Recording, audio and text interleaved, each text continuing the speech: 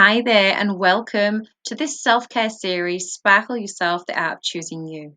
Now, in a moment, I'm going to be going over to a PowerPoint presentation that I did live on Zoom and into the group where I'm doing the series. But I wanted to just show you my face so that you can see who I am and connect the voice to the person, because it's sometimes a little bit weird if you don't know who it is that's behind the PowerPoint, the discussion. So here I am. I'm all about sparkles, and I really hope that you enjoy this first session of the series. Lots of love.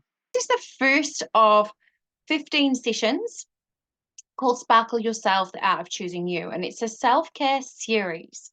And this series is all about learning how we can choose ourselves over other people or other circumstances so that we can operate from a full cup, so that our battery is fully charged. And there are so many different ways that we can practice choosing ourselves. So it might seem really obvious, but actually it becomes a bit of an art into doing this, and it is a bit of a journey. So I just want to share with you what's to come. So during these 15 sessions, we are going to be looking at various things. So today's session is really about looking at what does it mean to choose you, and what does that involve, and what is the problem, why we don't do that, why is it that so many times we don't choose ourselves, and why it's important to choose ourselves. So going to be covering that today. And in the subsequent sessions, we're going to be looking at different invitations and ways to choose self. So we're going to be looking at our breath and how that plays into our nervous system. We're going to look at how we can cultivate presence and space. We're going to be looking at some things that may seem really basic, but for some reason we don't do them. But we're going to be talking about sleep and hydration and nutrition and health, and even about how to move your body and somatically release pent up emotions and stresses that are still in the body, sometimes from decades ago. We're going to be talking about gratitude and a little bit about self love and what it is and how you can do it. Because we hear about it a lot, don't we? Self love and self care. But like I said in some of my little blurb somewhere, it is more than just going for a massage or, having a facial. Like, it's so much deeper than that. So that's what we're going to be getting into. So that's the first couple of weeks. And then we're going to take a short break. I'm going to a conference over in Australia. I'm here in New Zealand, and I'm going over to Australia for just a few days. And I designed it this way to start before I went, because the last series of sessions are going to be about taking care of the outside, the outer sparkle. So the skin on your face and your body. And for those people that have been following along and engaging, I want to send you out some samples and things to use as part of the sessions that we're going to do after I get back at the end of February. So, with the post and everything, if you are in the Southern Hemisphere, you should get them on time. If you're in the Northern Hemisphere, probably not, but I will still send them. So those things will be only sent to people who've been engaging. So if I can see you've been engaging, you've been around and you're commenting, then I'll be asking you before I go off that little break. I'll be asking for your address so I can send those to you. And then we're going to finish off looking at how we can step into the you that you want and deserve, and really embody all of what we've been talking about. So it's quite packed. It's quite packed. There is going to be recordings here. So if you skip a day, don't worry. It's just going to be on weekdays. So the weekends you can catch up and check out where you left off. So it doesn't really matter. It's great if you can be here live. On some of the sessions, I'm going to invite you in to chat with me. Today's session, I'm just going to be presenting, and you can pop little things in the comments and tell me anything that you want to, or comment on things that you resonate with or don't resonate with. All feedback is welcome. So that's what we're going to be doing. I'm going to try and keep them pretty brief so that it's not too overwhelming. And so I'm going to get into today. So today's session is about choosing you. So we're going to be talking here all about how you can choose you. Now, some things might seem really obvious, like you've probably heard choosing you is not selfish, and it's the opposite of selfish, and it really, really is. But if that's the case, because we get it, don't we, that if we're operating from a full cup, we've got more for others. So if we get really on an intellectual level that it's not selfish, why is it that we find it so difficult to choose ourselves over others, especially those of you that are mums, right? Or even, if you're a partner or even at work, it can happen everywhere where we don't prioritize ourselves and we don't choose what is the best for us. And usually it's one of two main reasons. It's wondering what people are going to think of you. Maybe you're worrying about what they might judge you for, whether they're going to approve of you, accept you. Maybe you're even worried that they're going to reject you, say things about you. Maybe you're worried there's going to be some conflict or something like that. Or B, maybe you're worried about some consequences that might follow. For example, if you feel like you need to speak with your landlord about something that's not right, maybe you're like, wow, there's a real housing crisis on and I don't want to lose my home, so I'll just keep quiet. So I don't want to lose my home. Or I don't want to ask my boss for a raise because I don't want to lose my job. So sometimes we're worried about certain consequences that might follow. But in both of those cases, whatever the reason is why we're not asking for what we want, or we're not doing or saying things that are really in our full truth, what we're actually doing is we're denying self. And we're denying self in favor of that external situation or person, or avoiding a possible reaction. And now I say possible because we don't know that that's going to happen, but we do have an idea or a fear that it's going to happen, or something's going to happen that's maybe negative. And so, in order to avoid this negative idea that we think could happen, we actually convince ourselves it will happen. And then we go against what is in the best interests of ourselves. And by doing this, the self worth that we do have, we eat away at it, because what we're ultimately doing here is we're self-abandoning. And we're self-abandoning because we're not being authentic with ourselves, and we're not being in integrity with ourselves. And let me give you an example. And those of you who know me will probably have heard me talk about this before, because I used to be the most awful people pleaser. Like I was in deep. I was really in deep. And I often told lots of little fibs to avoid disapproval. And think it would be little things, like if I was stuck in traffic, if I was late, I would say I was stuck in traffic, even when I wasn't, just because I was faffing around, trying to do it, being vain, putting my makeup on, doing whatever I was doing, um, just got up late, or whatever the real reason was. And I didn't want to say what that real reason was. So I would make up a lie that I was stuck in traffic. Now, the problem with that is that, first of all, no one was believing it anyway, let's face it. Because I did it every day. That was terrible.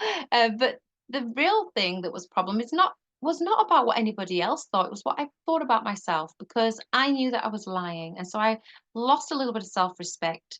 I lost some self-worth. I abandoned myself and my own integrity because I was caring more about what other people thought of me rather than what I thought of me, which is ultimately the most important thing. Now, yeah, the problem with this is it's actually normal now. It's kind of cultural. And we have a bit of an addiction in society to being validated externally, and avoiding conflict, that we might want. And a lot of it is from like an induced scarcity mindset as well. When I talk about losing your job or losing your home, we've been made to feel, fearful, and that there's scarcity. And in fact, I was a teacher for all of my 20s and half of my 30s, and I taught economics. And the very first lesson in economics is titled Scarce Resources and Unlimited Wants. Scarce resources and unlimited wants. That's what we were teaching the kids. And so this is really an indoctrination that we go through, and it gets passed on from generation to generation. Money doesn't grow on trees, all of this stuff. And so from that mindset of scarcity, of course we've got fear to choose what is in the best interest, what we really, really want to say and do, because we're so conformed into thinking that there is scarcity. And this is just an idea, because the people that don't grow up with scarcity, they think from a mindset of abundance. And so it's just programming and fear, unfortunately. So I want to introduce you to two pots. Two pots here, the internal pot and the external pot. And these are pots that we can fill to make ourselves feel good. So they're pots where we get to feel good, where we get to feel, yay, woohoo, I'm awesome, where we get to like ourselves, where we get to feel like we're doing all right. Okay, so the first pot, the golden pot, is the pot where we get to celebrate ourselves, where we get to feel really proud of something we've done or who we are, and we feel really in line with ourselves, in our truth, really authentic, and we feel like, yay, go me, go me. And the other part is when we get that from other people. So when some people pay you a compliment or tell you, well done, good job, yay, yay, rah, rah, and cheerlead you on. So there are two ways that we get this kind of validation or this acceptance or approval of ourselves. So this is where it comes from. So I made the pot on the left, the internal pot, gold for a reason, the golden pot. And, again, if you know me, you'll know I'm all about golden things and sparkly things. So this is why it's about sparkling yourself, because we have this inner self-worth, this little spark that we can choose to cultivate that will, really radiate out, and everyone can see it from the outside when you've got a full internal pot, because we're not desperately looking for validation. So we get to operate more in our authenticity when we have this pot full. See, the problem is the more we choose the other pot, where we choose others and external reasons for acting in the way that's not in our highest good, what we're actually doing is sacrificing our sense of self-worth and depleting from the internal pot. So if we choose to, if we've got a thirst, we're in the desert, we've got a thirst, we all want acceptance. But if we choose to get that externally from our external pot, the problem is that there's a leak in the external pot. Now, it's different to the leak in the internal pot. The one in the internal pot, only you can choose to take it out of there. So if I lie that I'm late because of traffic, I'm choosing to take out of my internal pot of self-worth, right? But the external pot, other people are in charge of that, because I might try to get some approval or some validation by doing something that I think is going to get a reaction from another person that's like, yay, job well done. But if I don't get it, if they disapprove of me, or they give me a negative one, or they don't give me anything at all, even maybe, I start to leak. So I've made this one looking like a plant pot for a reason, because there's like holes in the bottom of the plant pot.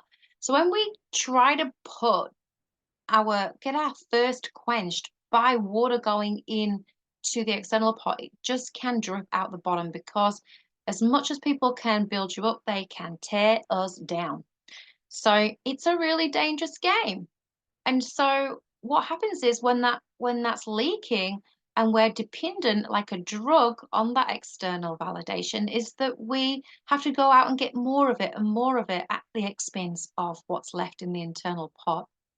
So then there's virtually nothing in that internal pot, and you're just like a thirsty drug addict walking around trying to get external validation in the most craziest of ways, right? At the extreme. So the only solution to this never-ending cycle of chasing after that is to make a zero compromise commitment to choose you and your internal pot. Whenever you can be aware of it, that is. And what I'm going to explain next is how you need to do that little by little and bit by bit, because it's not a leap over to doing it from one pot to the other, like a switch. It's not like that, or a magic wand. So you may have seen a picture like this or something similar to this, where it shows your comfort zone and then it says where the magic happens outside of your comfort zone. And it's not just a little bit, like it's right over there. I don't know if you've seen anything like this, but the problem with this is that it's so unrealistic. It's so unrealistic, and it's downright scary to think that you can do that, that you can just go like straight from one one circle to the other circle, and run over there into the magic. Okay, because this is what happens. You run out of your comfort zone, you bolt yourself out, you force yourself so far out because, there's all these mindset gurus saying, yeah, just do it, just do it. And you think, that's where my success lies, I'm going. And then, like this terrified cat, you just freak out and you bolt all the way back into the comfort zone. And you're just so freaked out, and you just can stay there for a really long time or even for good in certain areas of your life. So it's absolutely terrifying when you bolt yourself so far out and you force yourself miles and miles out of your comfort zone.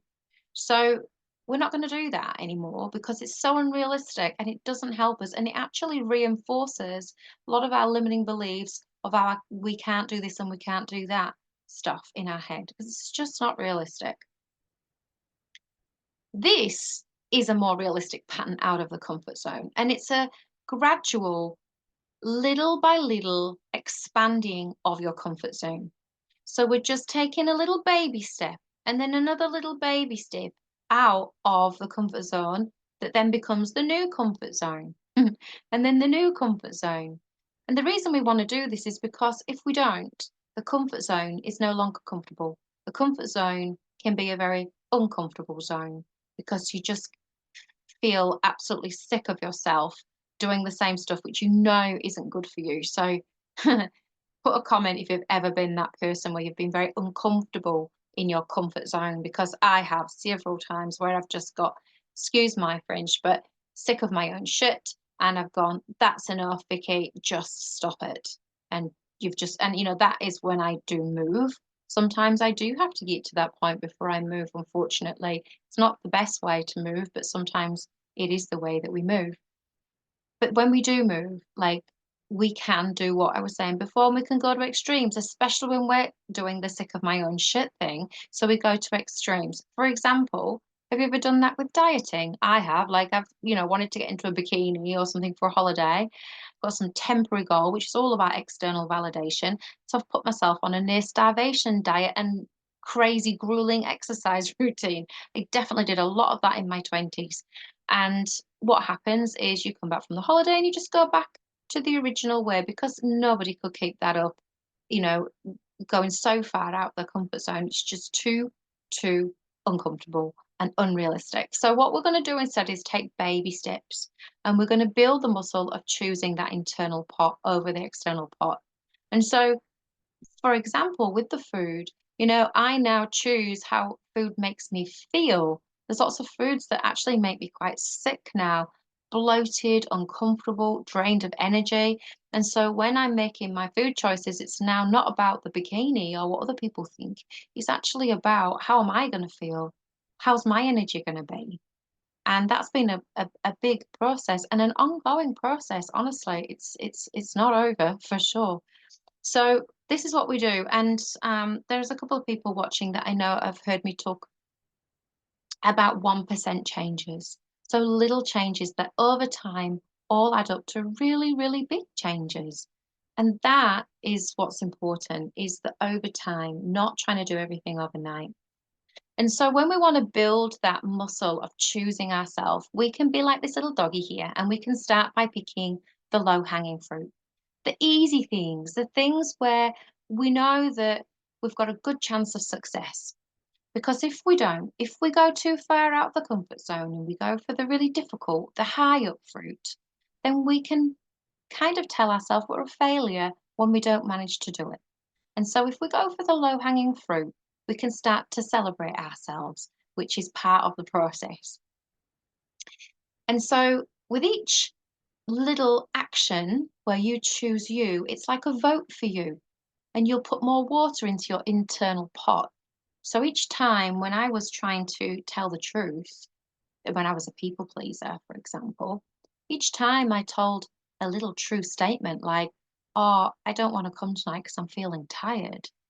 I was so happy with myself because it might seem crazy to other people, but that was really hard for me in the beginning to just tell the truth about real, because I was so worried they'd think I was a bad friend or whatever. So when I actually got the words out and I told the truth, I did a little happy dance inside, and sometimes I did one, in physical reality because, I was in my bedroom or I did a little happy dance. I was like, I did it, I did it, I did it. Or I told my friend or my partner who was in on the act and knew what I was doing. I remember the year that I did it and I was like, it was 2015. I was like, this is the year that I'm going to tell the truth, not just to other people, but to myself. And that's another story. But yeah. So what actually happens is, instead of being addicted to external validation and filling the external pot, we can get addicted to the internal pot, our self-worth, because we're choosing us and it feels really good and we feel really, really pleased with ourselves that we managed to do something that we didn't normally do before. And so we start to build what I call your choosing you muscles. If you went to the gym, you wouldn't expect to be able to lift the heaviest weights in the gym on the first day. Of course not. We have to build muscle. We have to start with those baby steps, that low hanging fruit, the little wins, and then celebrate those little wins because that makes us want to do it again and again and again, and it creates that positive feedback loop. Now, the problem is, the tricky thing is that we are usually wearing an invisible coat of arms, a protective armor, and we've been wearing it since we were little. And it's because when we were little, things happened. We've all suffered little bits of trauma, whether they're big or little. It could be as little as being left in the supermarket, on the wrong aisle. It could be as little as trying to talk to your mom and she's on the phone and you feel ignored. All these little bits of trauma, we formed a lot of limiting beliefs and stories and things to keep us safe. And so that protective armor that we're wearing is doing its job.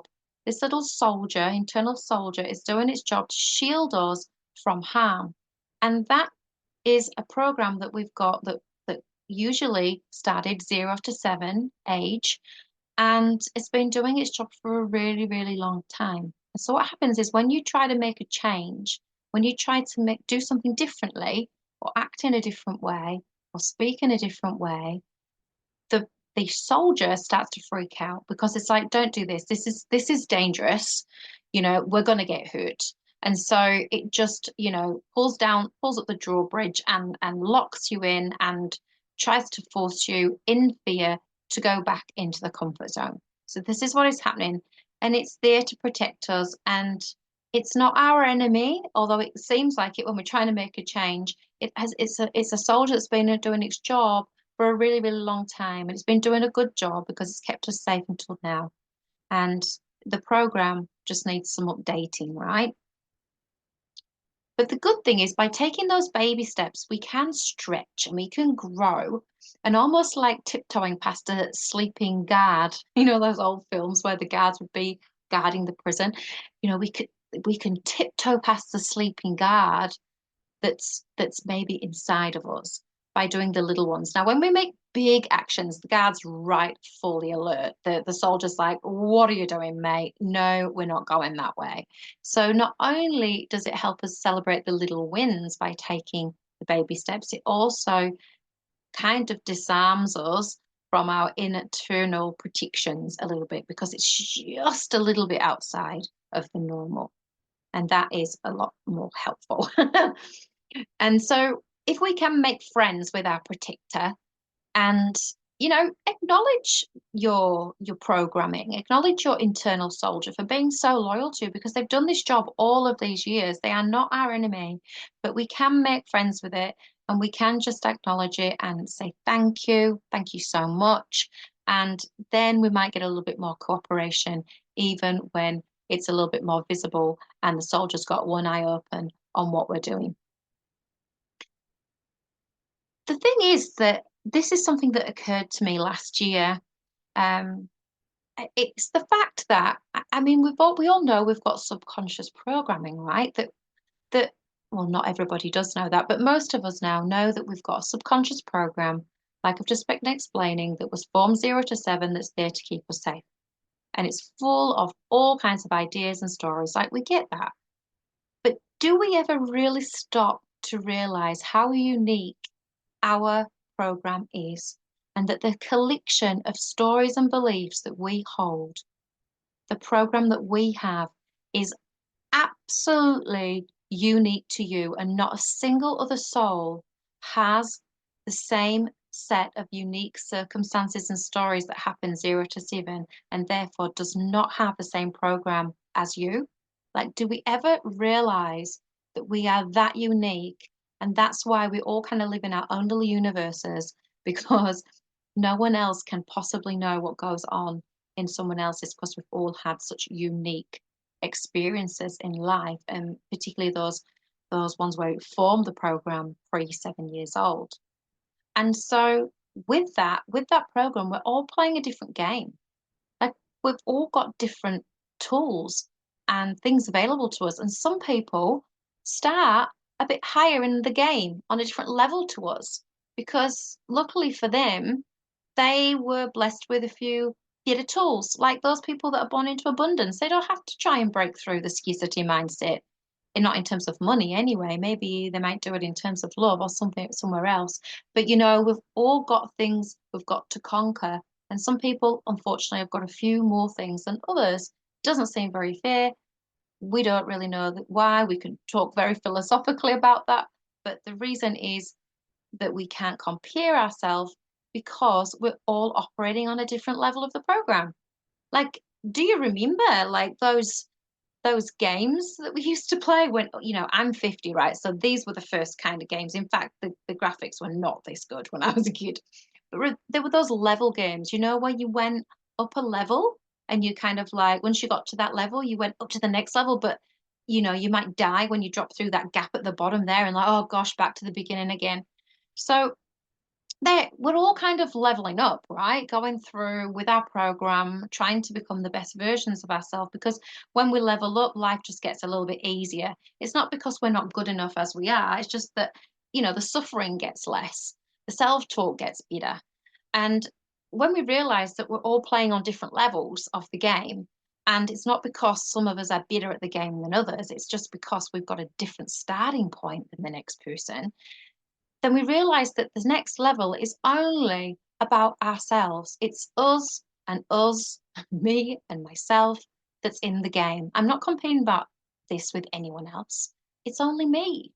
It's only me and my happiness and my next level of my evolution as a human being that makes life a little bit more sweet when I up level, because I don't have to keep falling down all the flipping time. And so that's what we're going to be talking about in these sessions. We're going to be talking about how we're going to choose us and get to our own next level. No comparisons, no judgments. It's all about our own personal journey.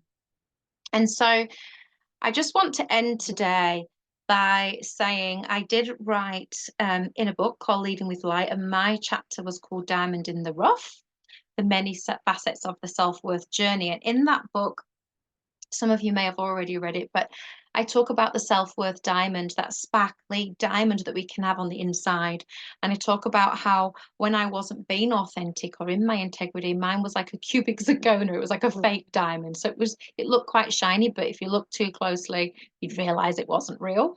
And so I write about 5 different facets in there about how I got to choose me through these different facets, and how I'm continuing to do that. But there are many facets. If you think of a diamond, it has so many different facets. So many invitations for us to choose us. So if you want to check that out, it's quite short. It's about 6,000 words, which doesn't actually take very long to read. You can get it over on my app. And now on the right is the Google Play QR code, and on the left is the App Store, Apple App Store link. And it looks like that on the left. And you can just say get it now, and then you can scroll down to the free stuff and just say yes. You can do it on a web browser as well. If you want a link because you're on a computer and you don't want to put it on a phone or a device, just comment below and I can send you the link. Or probably I'll just put that below actually in the comments when I'm done. So yeah, I thought you might want to read that anyway. So it's there for you, available free. And tomorrow I'm going to be back talking about breath and the nervous system. Just want to say thank you for joining me today. I can't wait to spend more time with you on the next sessions in the series, and just stick with it because you are here, because you have chosen you. And I'm so honored that you're taking this journey with me. Lots of love, and see you in the next one.